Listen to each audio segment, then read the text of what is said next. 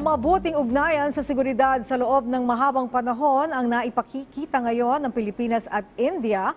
Patunay na nga riyan ang muling pagbisita ng offshore patrol vessel ng Indian Coast Guard sa ating bansa. Ang sentro po ng balitang yan mula kay Joanna Cruz.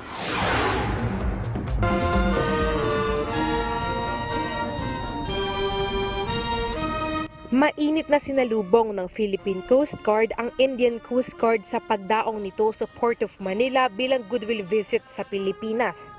Nataon ang pagbisita ng Shaunak, isang 105-meter offshore patrol vessel sa founding anniversary ng Indian Coast Guard.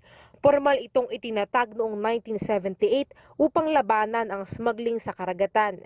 Handa nang magpalitan ng kaalaman ng tanod-bayan ng dalawang bansa sa loob ng 4 na araw. The sharing of professional competence between the two coast guards. We work on the same medium and our jobs are almost similar. So they have got some best practices with them, which we will take it with us, and we have something we will share, and if they find it's adaptable for their system here, they will take it. This is how you cooperate with each other and learn interoperability.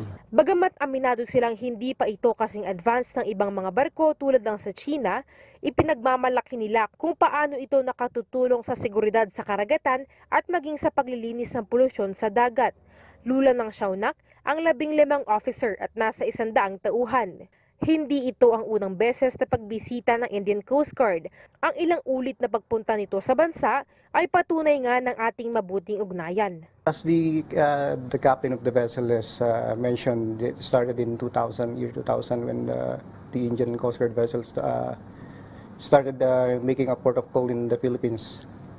And from there, we already started strengthening our cooperation and relationship between the two Coast Guard, and that is in line with the emerging international doctrine of Coast Guard diplomacy.